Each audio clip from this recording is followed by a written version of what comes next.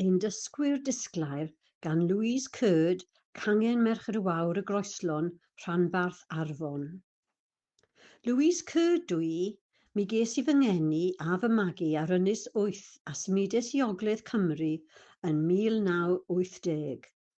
Dwi'n byw yn y Fron, ger Caernarfon, Gwynedd, a dwi'n aelod o Ferched y Wawr y Groeslon. Dwi wedi bod yn dysgu Cymraeg ers I mi ymddeol o nyrsio yn 2011. Ar ôl I mi ymddeol, mi es I ddosbarthiadau aerobig dŵr yn y Pwll Nofio yng Nghaernarfon. Roedd y sesiynau yn hwyl, ond roedd pawb yn siarad Cymraeg heblaw fi, a ro'n i'n teimlo'n ddrwg pan roedd rhaid iddyn nhw gyfieithu popeth I mi. Felly, penderfynais dysgu Cymraeg I ymuno â'r sgwrs a gwneud ffrindiau newydd.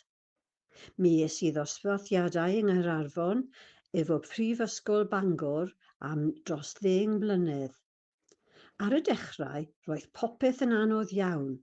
Ro'n i'n swil ac yn ofnus I ddefnyddio fy Nghymraeg tu allan i'r dosbarth, ond dros amser cefais I fwy o hyder. Ar ôl ychydig o flynyddoedd o wersi, roedd yna glwb newydd yn dechrau yn y Groeslon, Clwb Sgwrsio unwaith y mis. Roedd pobl lleol yn dod I neuadd Groeslon I helpu dysgwyr I ymarfer eu Cymraeg. Roedd o'n wych. Daeth llawer o bobl caredig I helpu ac roedd yna banad o bisgedi neu gacen am y ddim. Daeth nifer o aelodau Merched y Wawr y Groeslon I helpu bob tro. Felly, roedd hi'n bosib sgwrsio mewn grwpiau bach dros bob lefel. Wedyn, cefais fy ngwahodd I ddathlu dydd Gŵyl Dewi efo Merched y Wawr. Ro'n i'n nyrfus iawn I siarad yn y cyfarfod. Ro'n i'n siŵr o wneud camgymeriadau ofnadwy. Ond popeth yn iawn. Roedd pawb yn gyfeillgar ac yn galonogol. Roedd adloniant a phryd hyfryd o gawl cennin a bara brith. Ond fe wnaethon nhw chwerthin pan ro'n i'n dweud diolch yn fawr iawn am y cawl cennin Pedr. Ar ôl hynny, ymunais â Merched y Wawr, a rŵan dwi'n mynd i'r cyfarfod bob mis, os mae'n bosib. Weithiau mae'n anodd I ddeall popeth achos mae'r siaradwyr yn siarad yn gyflym, ond mae'r aelodau yn hapus I fy helpu ac mae gen I ffrindiau a diddordebau newydd rŵan. Mae Merched y Wawr yn gweithio'n galed I helpu dysgwyr yn y gymuned dros Gymru. Maen nhw'n mynd i'r ysgol Basg, ysgol Haf, a phethau fel sadwrn siarad efo Prifysgol Bangor I roi paned a chacennau cartref i'r myfyrwyr. Maen nhw'n siarad wyneb yn wyneb â myfyrwyr mewn sesiynau drwy'r dydd.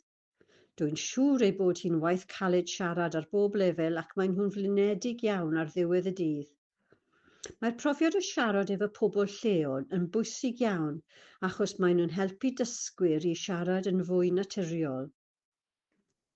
Yn Eisteddfod Genedlaethol Llŷn ac Efionydd yn 2023, cafodd dysgwyr o Ferched y Wawr yn yr ardal leol lle ei cyfweld ar lwyfan maes D. Cefais fy nghyfweld gan Sue Evans, tiwtor Cymraeg wedi ymddeol o Ferched y Wawr y Groeslon. Gweithodd Sue yn galed iawn I helpu paratoi ar gyfer y diwrnod dros nifer o gwpanau coffi. Roedd hi'n amyneddgar iawn. Ar y diwrnod, mwynheais I y profiad yn fawr iawn. Rŵan, diolch I Ferched y Wawr, dwi'n fwy hyderus I sgwrsio yn y Gymraeg gyda phobl lleol. Dwi'n gwirfoddoli gyda clwb Be Wnawn Ni ym Mhenygroes. Mae'n glwb I bobl hŷn gyda te, cacen, crefftau a gemau yn y neuadd goffa. Mae'n gyfle da I ymarfer fy Cymraeg. Dwi'n gallu sgwrsio yn y Gymraeg pan dwi'n mynd I siopa neu'r Pwll Nofio yng Nghaernarfon.